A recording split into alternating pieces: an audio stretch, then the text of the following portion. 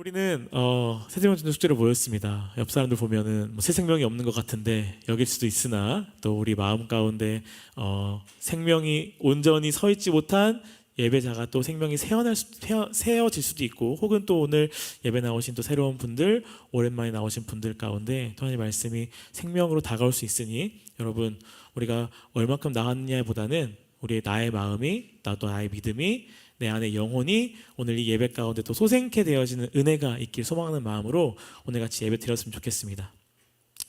여러분, 혹시 그 팽이 쳐보셨어요? 팽이? 네, 그 팽이라고 하면 요즘에는 제가 생각하는 팽이랑 좀 다르더라고요. 요즘에는 그 블레이드라고 해서 팽이를 이렇게 껴가지고 이렇게 막대기로 이렇게 핑 하면은 팽이가 날아가요. 근데 제가 얘기하는 팽이는 그런 팽이가 아닙니다, 여러분. 네, 뭐 그렇다고 여러분 무슨 옛날에 한복 입고 친 것처럼 호숫가에서 이렇게 친 게 아니라, 제가 생각하는 팽이는 이렇게 끈으로 팽이 고리가 있어요. 묶어가지고 이렇게 강남 와서 이렇게 팽이를 촥 하는 게 있거든요.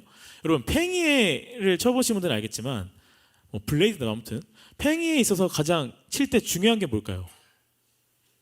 팽이를 잘 던지는 게 중요하겠죠. 어떻게 던지는 거요? 중심이 잘 세워질 수 있도록, 그죠? 여러분, 우리가 이 운동할 때도 어떤 운동 많이 해요? 코어 운동을 많이 해요. 왜요? 왜 코어 운동 많이 해요? 몸의 중심이 잘 잡혀야 운동의 효과도 있고, 일상생활에서 뭐 허리가 아프거나 뭐 두통이 있거나 어깨가 결리거나 이런 사람들이 코어가 잘 잡혀야 일상생활이 힘들지 않기 때문에 코어 운동을 열심히 한다는 거죠. 우리가 삶에서 우리의 중심이 어디에 있느냐가 사실은 육체적인 것, 어떤 것들로 인하여 생각할 수 있겠지만, 사실 우리의 중요한 어떤 중심을 잡아가는 것, 코어를 잡아가는 것은 육체를 건강하게 만드는 코어뿐만이 아니라 우리의 내면의 문제, 우리의 영적인 안의 중심의 코어를 잘 잡아가는 것도 굉장히 중요하다는 거예요. 그래서 사실은 우리가 내가 살아가는 어떤 환경이나 어떤 상황 속에서 흔들리지 않고, 혹은 그런 상황들이 다가올 때 내 마음이 흔들리거나 내 중심이 흔들리거나 내 생각이 흔들릴 때 이 흔들리는 생각과 마음을 잘 잡아내려고 우리가 굉장히 노력하며 살잖아요. 그래서 눈에 보이지 않는 어떤 외부적인 요소들, 혹은 나의 내적인 요소들이 자꾸 나를 흔들어댈 때, 내 속이 시끄럽고 내 정신이 산란스럽고 이럴 때마다 우리는 자꾸 내 마음을 중심을 잡으려고 계속 노력한다는 겁니다. 그래서 여러분, 이런 자꾸 속이 시끄러울 때, 내 마음의 중심이 흔들리고 내 내적인 마음들이 혼란스럽고 막 흔들릴 때 무엇이 필요할까요? 무엇이 필요할까요? 세상적으로 건면한 것들이 여러 가지가 있어요. 세상적으로는 뭐 명상을 해라, 뭐 등산을 해라, 러닝을 해라, 잠을 푹 자라, 그냥 다 던져놓고 여행을 떠나라, 나를 새롭게 발견한 것들을 좀 새롭게 발견해 봐라, 어떤 이런 것들을 계속 권합니다. 잠을 푹 자는 것, 여행을 떠나는 것, 나를 새롭게 할 어떤, 나를 다시 한번 리프레시 시킬 어떤 요소들을 찾는 것, 이것들은 나에게 도움이 되는 것처럼 생각되기도 해요. 여행 간다고 생각해 보세요, 여러분. 언제가 제일 신나요? 여행 갈 때? 출발하기 전, 그죠? 비행기를 탄다고 생각하면 비행기를 타러 공항 가는 그 시간이 제일 신나요. 기차를 타러 가는 시간이 제일 신나고, 버스를 타러 가는 시간이 제일 신나요. 그런데 막상 여행이 시작되면 어떡하죠? 순식간에 끝나버리고 다시 어떻게 우리는 현실로 돌아오게 됩니다. 현실의 문제에서 벗어나고자 여행을 떠났지만 결국 우리는 어디로 돌아가요? 현실의 문제 앞에 다시 맞닥뜨리는 시간으로 돌아가요. 마음이 더 힘들고 마음이 더 혼란스럽게 우리에게 다가온다는 것입니다. 우리가 이 삶에서의 나의 마음에, 내 영혼의 어떤 중심, 코어를 잘 잡아가기 위해서 우리에게 이 중심을 잡아주시는 분이 한 분 계세요. 누굴까요? 네, 누굴까요? 네, 우리는 교회니까 부처를 말하진 않겠죠? 우리는 하나님을 말해요. 하나님이 나의 마음의 중심을 잡아주시는 분이라고 얘기합니다. 나의 마음이 무너지고 속이 시끄럽다고 할지언정 하나님이 중심이 되게 되면 하나님께서 그 마음을 다시 세우시고 우리를 다시 그 문제 가운데 나아가도록 하신다라는 거예요. 우리는 할 수 없으나 누가 하시게 하는 거죠? 하나님이 하시게 한다는 겁니다. 그래서 우리가 주어진 삶을 살아가면서 하나님을 바라보는 것, 그리스도를, 예수님을 내 마음의 중심에 두는 삶이 되게 중요하다라고 제가 강조하는 이유고 필요하다고 이야기하고 싶어하는 이유인 거예요. 자, 그러면 우리가 하나님을 우리의 마음의 중심에 두게 될 때 우리에게 편안하게 주시는 마음이 있는데, 그럼 왜 하나님을 중심으로 두게 될 때 그런 평안한 마음을 우리에게 주시느냐라는 겁니다. 뭐 교회니까 하나님을 강조하겠죠. 목사님이니까 예수님을 강조하겠죠. 그럼 왜 하나님을 강조하시고 예수님을 강조하십니까? 라는 것을 오늘 말씀 가운데 우리가 찾아보려고 해요. 오늘 읽은 이 요한복음은요, 우리에게 무엇을 말씀해 주고 있냐면 예수님이 이 땅 가운데 왜 오셨는가를 말해줍니다. 예수님이 누구이시기에 왜 이 땅에 오셨고 왜 십자가를 지셔야만 했는가, 그 이유에 대해서 우리에게 말씀해 주고 있다는 것이죠. 그 이유를 아는 것은 우리에게 중요해요. 왜요? 그 사실을 알게 될 때 하나님이 내 내면의 중심이 되셔야 하는 이유를 알 수 있고 우리가 그것을 구할 수 있는 자들이 될 수 있기 때문이에요. 우리가 읽은 이 요한복음 3절, 오늘 말씀 3절은요 이렇게 말씀하고 있습니다. 우리 같이 한 번 더 3절 말씀 함께 읽어보겠습니다. 시작. 만물이 그로 말미암아 지은 바 되었으니 이 지은 것이 하나도 그가 없이 된 것이 없느니라. 뭐라고 말씀하세요? 하나님께서 모든 만물을 창조하셔서 이 창조된 것들 중에 하나님으로 인하여 되지 않은 게 있다 없다? 없다. 모든 것이 다 하나님께 창조되었대요. 그러면서 4절에서 뭐라고 이야기하냐면 이렇게 말씀하고 있어요. 우리 4절 말씀도 같이 읽어보겠습니다. 그 안에 생명이 있었으니 이 생명은 사람들의 빛이라. 하나님이 모든 만물을 창조하셔서 이 창조된 것 중에 하나님과 연관되지 않은 게 하나도 없는데 그 뒤에 뭐라고 말씀하고 있어요? 그 하나님 안에 뭐가 있대요? 생명이 있다고 말씀하고 있어요. 생명이 있다고. 하나님의 안에 생명이 있기에 그 생명으로 인하여 모든 것이 창조되었다라는 걸 말하고 있습니다. 여러분, 여기서 주는 굉장히 큰 의미가 하나 있어요. 하나님이 만든 모든 것이 다 하나님으로 만들어졌는데 그 만드신 하나님 안에 생명이 있다. 이것은 뭘 말하는 거냐면요, 하나님 안에 있는 생명으로 모든 창조된 것은 하나님의 손길 안에 있다라는 거예요. 창조된 모든 것이 하나님 손길 안에 있다. 그럼 이건 또 뭘 말하는 거냐? 하나님께서 창조하시고 난 모든 것에서 다 만드셨기 때문에 손을 뗀 것이 아니라 계속해서 생명을 유지하게 하시고 생명을 공급하신다라는 의미가 있다는 겁니다.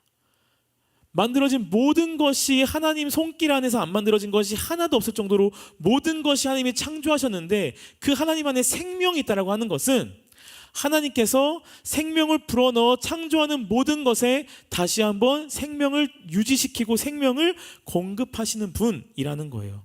무슨 말이냐면요, 제가 여러분, 여기 물이 들어있어요. 물이 있습니다. 여러분, 이 물은 누구로 인해 창조된 거죠? 이 물은 누가 창조하신 거예요? 제가 만들었나요?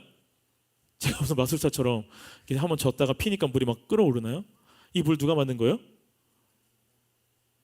네, 누구요? 하나님이 만드셨습니다. 하나님으로 인하여 창조된 거예요. 그죠? 그래서 이 물이 가지는 특징이 있어요, 없어요? 물이 가지는 특징이 있어요. 물이 가지는 특징은 뭐죠? 막 흐르기도 하고 얼기도 하고 끓기도 하고 이런 모든 성질들이 다 이 물 안에 있어요. 그럼 이 물은 우리가 사는 동안 가지는 특성이 변해요, 변하지 않아요? 우리가 오늘 물을 봤더니 아, 오늘 물은 이 물이구나. 내일 물을 봤더니 물의 성질이 완전 달라져 있어요. 막 끈적이고, 물을 마시려고 했더니 막 목에서 갑자기 기체가 막 나오고 이러지 않잖아요. 물이 계속 그 성질을 유지한단 말이에요. 이 하나님으로 인해 창조된 이 물이 이 물의 성질을 가장 계속 유지할 수 있는 이유는 뭐다? 하나님께서 창조하셔서 그 생명을 유지하시고 공급하시기에 이 물의 특성이 변하지 않고 계속 유지될 수 있다는 겁니다. 하나님이 그 안에 생명이 있다라고 하는 것, 그 생명을 유지하시고 공급하신다라는 것의 의미가 바로 이런 의미예요. 이해되세요, 여러분? 물 좀 마실게요. 네. 그래서 하나님으로 인하여 누구도 유지되면 살아갈 수 있는 걸까요? 우리도 하나님의 창조물로 인하여 그 하나님의 생명의 유지함과 공급함으로 오늘 우리가 이 하루하루를 살아갈 수 있는 존재, 오늘도 내 인생 가운데 내가 유지될 수 있는 이유라는 것입니다. 그래서 그분께서 우리의 삶을 유지하게 하신다라는 거예요. 그렇게 하나님 안에 생명이 있을 뿐만 아니라 그 생명이 있음으로 하나님 창조하신 모든 것들을 하나님께서 유지하고 계신다라는 겁니다. 여러분, 하나님께서 유지하시는 걸 우리가 어떻게 알 수 있냐면, 또 아침에 눈 뜨면 뭐가 이렇게 올라와요? 해가 올라와요. 그죠? 밤이 되면 뭐가 올라와요? 달이 올라와요. 근데 내일 눈을 떴는데 갑자기 아침에 달이 뜬 적 본 적 있으세요? 달이 뜬 거 본 적이 없어요. 하나님은 하나님께서 창조한 모든 것들을 계속 유지하고 계신다라는 거예요. 자, 그러면 하나님께서 여러분 이 땅을 왜 창조했을까라는 겁니다. 하나님께서 이 땅을 왜 창조했을까? 그 답을 찾기 위해서 창세기 말씀을 한번 보면 좋은데요. 이 창세기 말씀에서 하나님의 창조하는 그때의 상태, 이 땅의 상태를 말씀하는 부분이 있어요. 창세기 1장 2절 말씀인데 우리 같이 한번 읽어보겠습니다. 시작. 땅이 혼돈하고 공허하며 흑암이 깊음 위에 있고 하나님의 영은 수면 위에 운행하시니라. 이 땅이 하나님이 창조하시기 전의 상태인데요, 세 가지의 특징을 가지고 있대요. 창조 전에 어떤 특징을 가지고 있대요? 이 땅이 혼돈하대요. 또 공허하대요. 또 흑암이 있대요. 어둠이 있었다라고 합니다. 혼돈, 공허, 어둠이 있다라고 말하고 있어요. 혼돈하다는 걸 뭘 이야기하는 거냐면요, 여러분, 이 땅에 질서가 없었다라는 거예요. 질서. 이 땅에 질서가 없었다라는 게 혼돈하다라는 거고요. 공허라는 거 뭐냐면 이 땅에 채워지는 게 아무것도 없었다라고 하는 것이 공허예요. 어둠은 뭐가 없는 상태죠? 빛이 없는 상태를 말합니다. 그래서 하나님께서 창조하시기 전에 이 땅은 질서가 없고 채워진 것이 없으며 빛이 없는 상태였다고 말해요. 그래서 하나님께서는 창조를 통해서 뭘 세우시죠? 질서를 세우세요. 질서. 그죠? 이 땅에 질서가 있습니다. 아까 말했던 것처럼 뭐예요? 아침엔 해가 뜨고 밤에는 달이 뜨고, 봄이 오면 뭐가 와요? 여름이 와요. 여름이 오면 뭐가 와요? 가을이 와요. 가을이 오면 뭐가 와요? 겨울이 와요. 우리가 지금까지 인생을 살면서 봄 다음에 겨울이 온 적이 한 번도 있습니까? 없습니까? 없어요. 꽃샘 추위는 있을 수 있습니다. 하지만 갑자기 겨울이 온 적은 없어요. 가을이 시작된 이후에 갑자기 여름이 온 적이 없어요. 하나님의 질서 가운데 봄, 여름, 가을, 겨울이 계속 시간대로 흘러가고 있고요. 아침이면 해가 뜨고 밤이면 달이 뜹니다. 그 외에 하나님께서 만든 질서들이 이 땅을 계속 질서 있게 유지하고 있다는 거예요. 땅에 씨앗을 심으면 싹이 나고 나무가 열매고, 이런 것들 말이죠. 그래서 하나님께서는 질서를 만들고 이 공허함 속에서 어떻게 하셨어요? 채워가셨어요. 그리고 어떻게 오셨어요? 빛으로 오셨어요. 요한복음 12장 46절을 보면요, 예수님께서 나는 빛으로 세상에 왔다라고 말씀하세요. 나는 빛으로 세상에 왔다. 하나님께서 혼돈과 공허와 어둠이 있는 그때에 빛으로 창조하신 것처럼 예수님이 이 땅에 뭐로 오셨대요? 빛으로 오셨대요. 여러분, 이미 창조 때에 빛이 있었을까요? 없었을까요? 빛이 있었어요. 가장 먼저 빛이 있으라 해서 어둠 속에 빛을 세우셨습니다. 그런데 왜 예수님께서는 빛이 있는 이 땅에 또 빛으로 오신 걸까요? 왜 그런 걸까요? 하나님께서는 이 어둠 속에서 빛을 주신 이유로 인하여 이 땅에 낮과 밤을 만드셨지만, 예수님께서 빛이 이미 창조된 이 땅 가운데 빛으로 오신 이유는 이 세상에 어둠 가운데 있기 때문이 아니라 우리의 영혼이 어둠 가운데 있기 때문이었다라는 거예요. 우리의 영혼이. 그분이 오신 빛은 이 세상을 비추는 빛이 아니라 우리의 영혼을 비치는 빛이었다라는 겁니다. 그래서 우리가 이 영혼이 어둠 가운데 있다라는 것은요, 여러분, 뭘 의미하냐면 내가 하나님을 만나지 않은 상태, 내가 하나님을 알지 못하는 상태를 말하는 거예요. 우리는 하나님을 아는 자들로 이 땅 가운데 창조되었으나 죄로 인하여 하나님을 알지 못하는 마음의 어둠이 드리워졌습니다. 그래서 하나님이 아는 존재임에도 불구하고 하나님을 알지 못하고 살아가는 거예요. 그래서 그 마음속의 어둠을 몰아내기 위하여, 비추기 위하여 예수 그리스도께서 빛으로 이 땅 가운데 오셨다는 거죠. 제가 말씀드렸어요. 우리가 어떤 존재로 창조되었다고요? 하나님을 아는 존재로 창조되었어요. 창세기 2장 7절 말씀을 보면은 이렇게 말씀합니다. 우리 이 말씀도 같이 읽어볼까요? 여호와 하나님이 땅의 흙으로 사람을 지으시고 생기를 그 코에 불어넣으시니 사람이 생명이 되니라. 하나님께서 사람을 창조하실 때 어떻게 창조하셨대요? 흙으로 지으시고 거기에 무엇을 불어넣으셨대요? 생기를 부어넣었대요. 여러분, 이 생기를 부어넣는다는 것은 무엇을 의미할까요? 무엇을 의미할까요? 우리 안에 영혼을 불어넣어 주셨다는 겁니다. 영혼. 우리는 그냥 육체만 있는 존재가 아니라 우리 안에 영혼이 있는 존재예요. 이 영혼이 있는 존재는 뭐예요? 하나님을 느낄 수 있고 하나님을 알 수 있고 하나님을 경험할 수가 있는 존재들이라는 겁니다.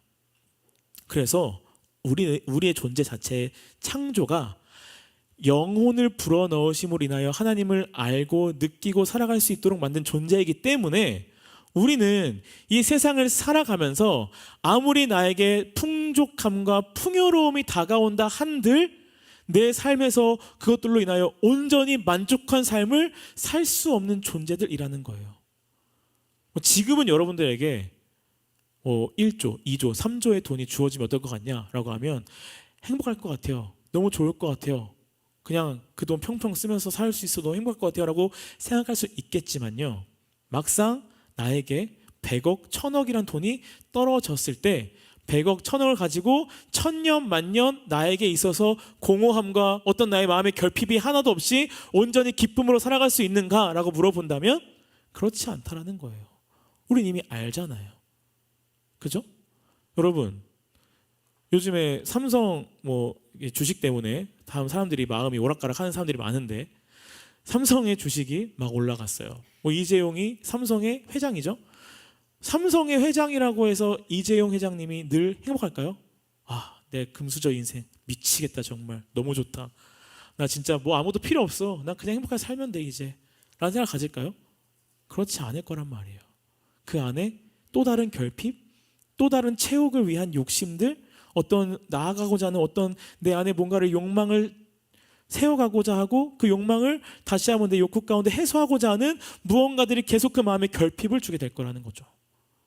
우리는 창조의 자체가 하나님의 생기로 인하여 영혼으로 불어넣은 창조물이기 때문에 아무리 외적인 충족함을 가지고 살아간다 한들 우리가 인생 가운데 모든 것이 부럽지 않고 모든 것이 행복하고 모든 것이 기쁜 존재로 살아갈 수가 없다라는 겁니다.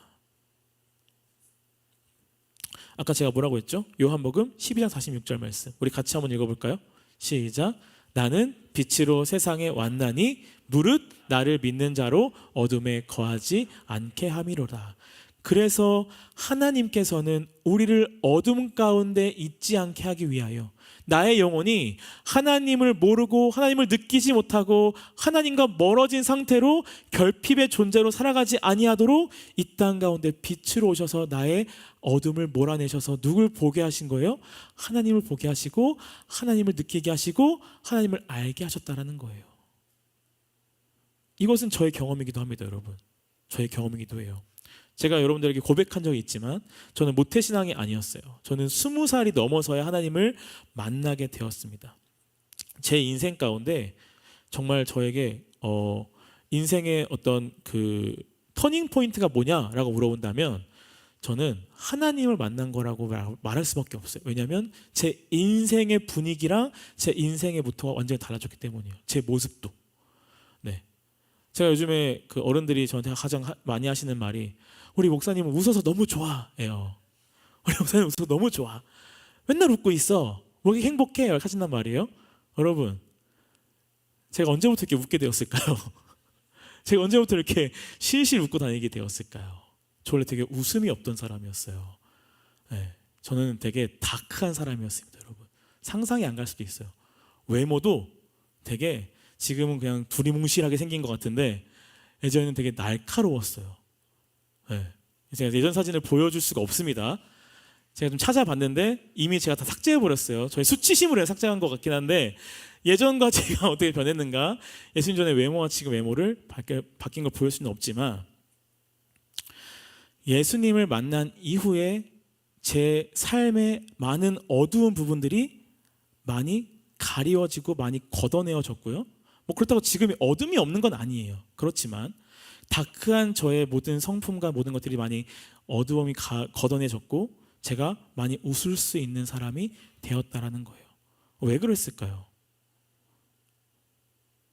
제 인생 가운데 제 나름의 고충도 있었고 아픔도 있었고 제 뭔가 어려움도 있었겠죠. 그 어려움과 아픔과 고충이 사라진 건 아니지만 하나님을 만난 이후에 그 문제가 온전히 다 해결된 건 아니지만 제 마음의 어둠에 빛이 채워지니 그 문제로 인하여 낙심하고 맨날 힘들어서 어둡고 다크하고 웃지 않는 자가 되는 것이 아니라 그 문제 가운데에도 이제는 내가 누릴 세상이 주는 것이 아닌 하나님이 주는 기쁨으로 살아갈 수 있는 어떤 길이 열렸다라는 거예요. 예수님을 믿는 것, 하나님을 아는 것, 하나님과 교제하는 것이 우리의 인생의 기쁨이 되어질 수 있는 이유는 나의 모든 문제가 다 해결되어지고 나의 인생의 어떤 걸림돌도 사라지며 내 인생이 늘 탄탄대로 가기 때문이 아닙니다. 다가오는 어려움, 다가오는 나에 있어서 시련들, 이런 것들이 똑같이 다가오지만 내 마음에 어둠이 가려져 있을 때는 그 문제 속에 나는 늘 실패하고 실망하고 늘 작은 문제도 크게 경험되어지는 것처럼 느껴져서 내가 삶이 무너진 것처럼 느껴지지만 내 안에 빛이 들어오기 시작하면 그 똑같은 시련의 문제가 그냥 좌절할 문제로만 나에게 다가오지가 않는다라는 거예요. 제가 그 청년들이나 청소년부 아이들을 만나면 제일 많이 듣는 말이 뭐냐면 요즘에 인생 망했다라는 거예요. 네, 그 청소년 애들이 인생 망했어 막 지나가는 거예요. 너 무슨 일이야? 그랬더니 시험 못 봤어요 이러는 거예요. 여러분 뭐 청소년기에 중간고사 기말고사 못 보면 진짜 인생 망한 것처럼 느껴질 수 있습니다. 근데 여러분 살아보니 고등학교 때 시험 못 본 거 기억나요? 고3 때 여러분 뭐 중간고사 때 수학 몇 점 맞았는지 기억나요? 기억도 안 나요. 그때 뭐 잘했으면 뭐 내 인생이 변화했을 수도 있겠지만 그렇다고 해서 지금 내 인생이 그때로 인하여 완전 망하고 폭망해서 무슨 살지도 못할 인생이 되진 않았습니다. 우리의 마음에 빛이 들어오지 않으면 작은 문제가 되게 크게 경험되어져서 그냥 인생 망한 것처럼 살아가는 존재가 될 수 있다는 거예요. 그러나 빛이 들어오면 어떻게 된다? 내 안에 내 마음에 혼돈의 하나님의 질서가 생기기 때문에 내 마음의 공허 가운데 하나님의 빛이 채워지기 때문에 내 마음의 어둠 가운데 빛으로 어둠을 몰아내시기 때문에 여전히 두려움도 있고 걱정도 있지만 하나님 안에서 내가 단순하게 된다는 거예요. 여러분, 이 단순하게 된다는 것은 내가 생각이 없어진다는 것이 아니라 내가 더 이상 어떠한 세상적 가치관에 흔들리지 않게 된다라는 것. 내 인생에 본질적인 명쾌함이 생겨서 다가오는 시련의 문제들이 나를 엎어치고 나를 내치는, 나를 무너지게 만드는 존재가 되지 않는다라는 거예요. 그래서 여러분, 하나님을 믿는 친구들하고 믿지 않은 친구들을 만나게 되면 이런 게 많이 느껴져요.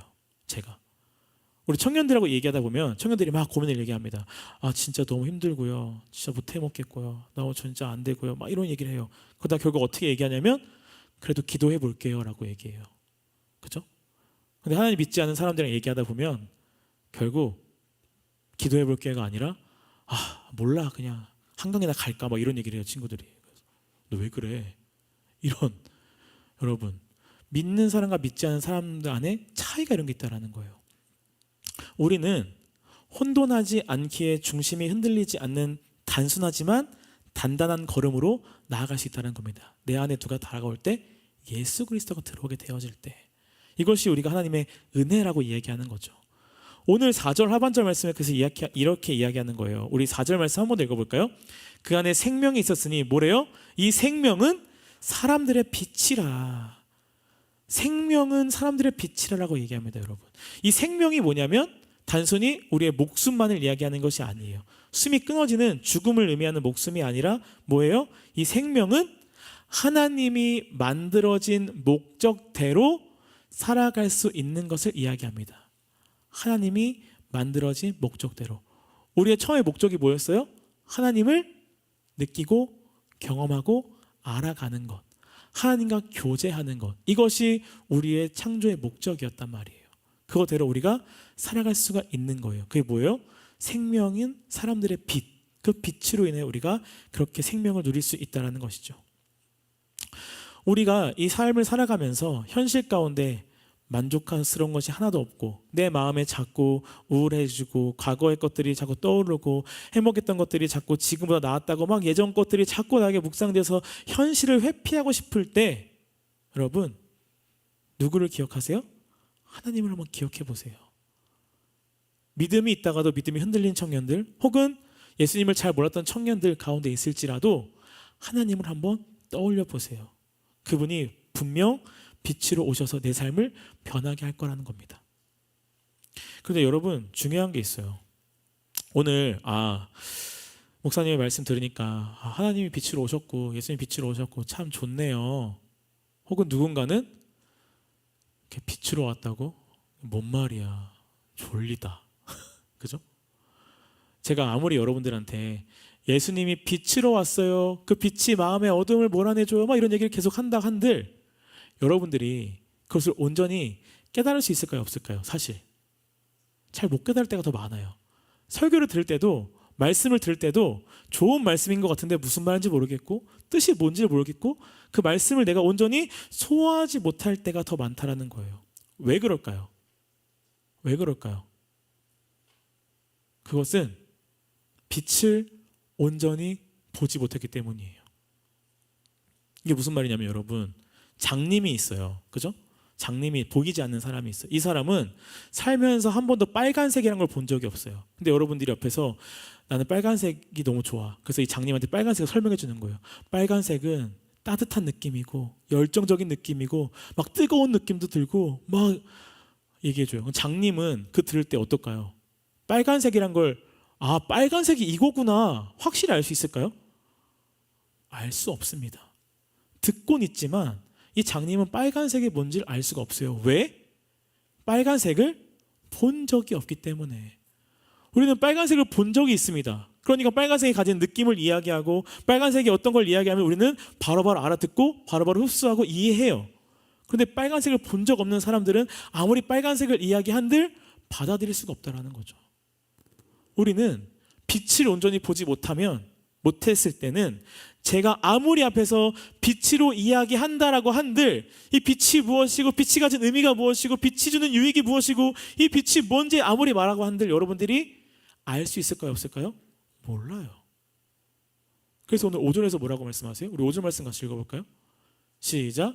빛이 어둠에 빛이 돼 어둠이 깨닫지 못하더라. 뭐래요?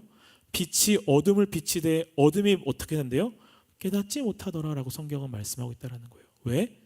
빛을 온전히 보지 못했기 때문이라는 겁니다. 여러분 그러면 우리는 어떻게 해야 될까요? 어떻게 해야 될까요? 고린도전서 말씀을 한번 같이 읽었으면 좋겠어요. 고린도전서 1장 21절 말씀인데요. 우리 이 말씀 같이 읽어보겠습니다. 시작.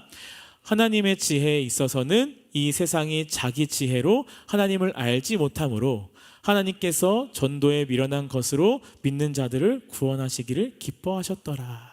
뭐라고 말씀하세요? 하나님의 지혜에 있어서 이 세상이 자기의 지혜로 하나님을 알 수 있다 없다? 없다. 그래도 불구하고 미련하게 전도함으로 믿는 자들을 하나님께서 어떻게 하신다? 구원하여 기뻐하신다는 겁니다. 주는 의미가 무엇일까요?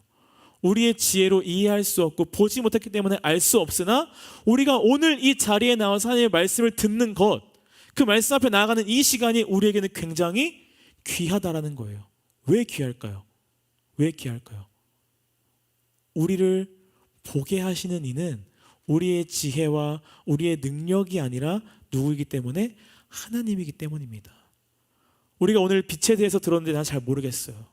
그렇지만 누가 이 빛을 알게 하시고 경험케 하시냐면 성령 하나님께서 우리의 눈을 띄워 빛을 보게 하신다라는 거예요. 그때 우리는 빛을 알게 됩니다. 빛이 이런 거구나. 그때 은혜라는 것을 경험하게 되어지고 하나님을 보지 못했지만 본 것처럼 우리가 믿고 나아갈 수 있다는 거예요. 우리 오늘 구할 것은 뭐냐면요, 이 자리에 나와서 내가 어두운 나의 시선, 닫힌 시선, 빛을 온전히 못 보고 있는 나의 어두운 가운데 하나님을 통하여 빛을 보게 할 수 있는 눈이 열려게 해달라고 우리 함께 기도해야 된다는 거예요. 내 지혜가 뛰어나서, 내 능력이 뛰어나서 가스라이팅하는 말씀처럼 아니면 세뇌시키는 말씀처럼 되기 때문에 하나님을 믿고 빛을 보는 자가 되는 것이 아니라 우리를 온전히 눈을 띄우게 하실 성령 하나님을 통하여 그 빛을 보기를 간구해야 된다는 겁니다. 그때 우리는 온전히 빛을 알게 될 수 있다는 거죠. 그때 우리는 우리의 창조의 목적대로 영혼에 따라 하나님을 느낄 수 있게 된다는 겁니다. 여러분, 오늘 이 말씀 앞에서 우리의 눈을 띄워 감각이 살아나게 하게 하심으로 예수 그리스도를 보게 해달라고, 느끼게 해달라고 우리가 함께 기도했으면 좋겠어요. 하나님을 아는 자, 모르는 사람이라면 이런 게 있다고 하는데 진짜인가? 난 잘 믿어지지 않고 잘 모르겠으나 만약에 하나님 정말 이런 것이 있다라면 성령 하나님을 통해서 내가 경험해 주세요. 혹은 예수님을 믿는 자들 가운데에는 나는 지금 믿음을 가지고 있으나 여전히 내 마음 가운데 어두움이 있고 하나님을 보고 있으나 보지 못하는 삶을 살고 있는데 하나님 나의 시선을 열어주세요 라고 하는 우리의 온전한 기도 속에 그 빛을 바라보는 우리의 은혜가 있길 소망합니다. 그래서 정말 이 세상이 주는 기쁨보다 내가 정말 감당할 수 없는 나의 기쁨과 은혜와 행복이 우리의 영혼 가운데 가득 채워져서 세상은 여전히 험난하고 문제는 여전히 다가오고 시련은 여전히 내 앞에 놓여져 있을지라도 그것으로 인하여 나의 인생이 망한 것이 아니라 그 길을 온전히 걸어 나갈 수 있는 우리 모두가 되길 예수님의 이름으로 축복합니다.